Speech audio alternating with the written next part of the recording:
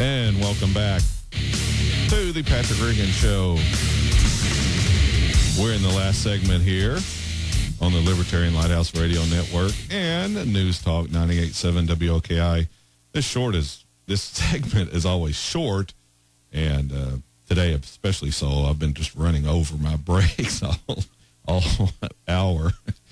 But hopefully I can get to most of this column I want to talk about. The author is Brian Roberts, and it ran over on the 10th Amendment Center's website this week. Now, what Mr. Roberts is addressing is what I've been talking about on this show since it started, how to promote freedom and liberty. And he has some good points, and I want to highlight a few for you right now here on the show. He begins the column with these three assertions. Number one, the establishment promotes political ideas that accrue power at the expense of the people's economic and civil liberty. Point two, the establishment promotes political tactics that encourage those involved to focus attention on the federal government where the message can be controlled. His third point is liberty efforts will ultimately fail, not because they reject establishment ideas, but because they continue to limit themselves to establishment-endorsed tactics. So what he's stating here is you're trying to fight on the establishment's field using their rules, and it won't work, or it won't work well. You might get some traction here or there, but overall, you're probably failing your goal to educate others on a national basis. He says what we are faced with is a David versus Goliath scenario. When presented with this scenario, the natural inclination is to attack the problem head on at the top. Logically, this seems like the best way to achieve rapid results. However, a federal presidential race is not a strategically viable point of attack for serious grassroots efforts. Even federal offices are generally untouchable because the people lack the organization and financial ability to compete at that level. Attempts by the liberty movement to, quote, vote them out or sign a petition or write a letter, they're ignored and fail consistently.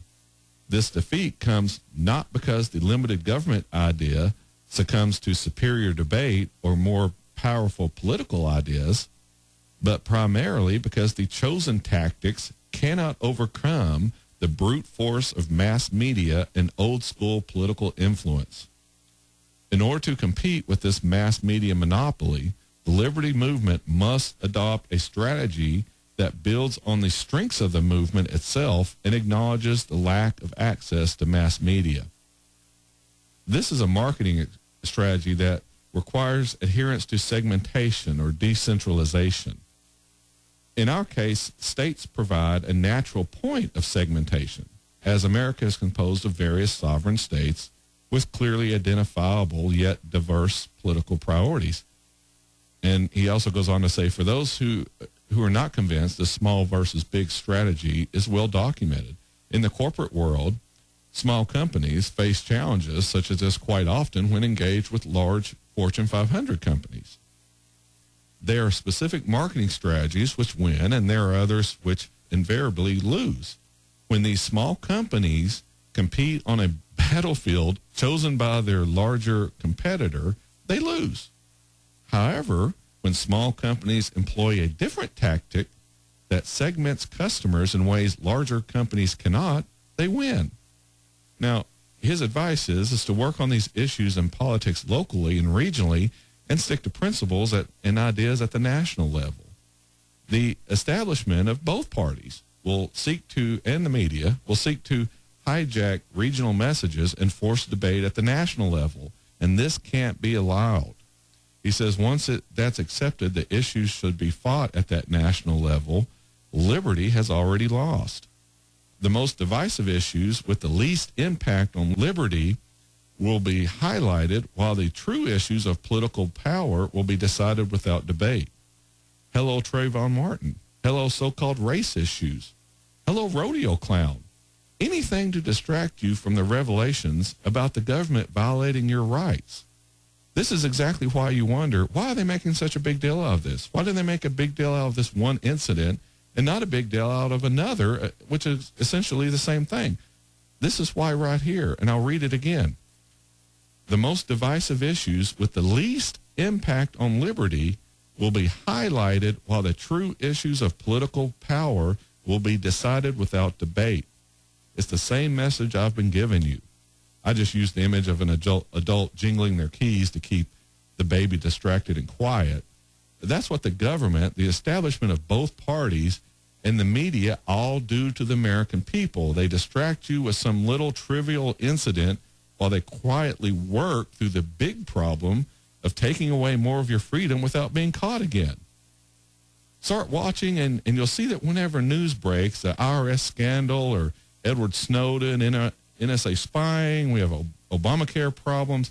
Whenever news happens that negatively impacts the government, the media working with the establishment, they'll immediately swing into action to distract you with something else so you won't pay attention to the real problem.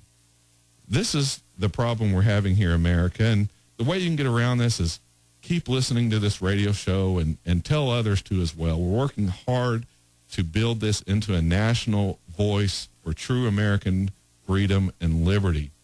But just like reforming government, it's going to take you calling your local talk radio show, telling them you want this show carried on it too. If we're already on in your area, listen to it and call the station and tell them, hey, you made a wise choice putting Patrick on. Oh, we're up on the end of the show here. If you want more information about us, go to our Facebook page, facebook.com/Patrick Riggins Show. Also on YouTube, youtube.com/Patrick Riggins Show. And you can email us again, patrickriggins@gmail.com. And remember, in everything you're doing, liberty begins with you. Join me next Saturday afternoon at 4. We'll be fighting for freedom, liberty, and the restoration of the Constitution. Thanks for listening, and have a great week.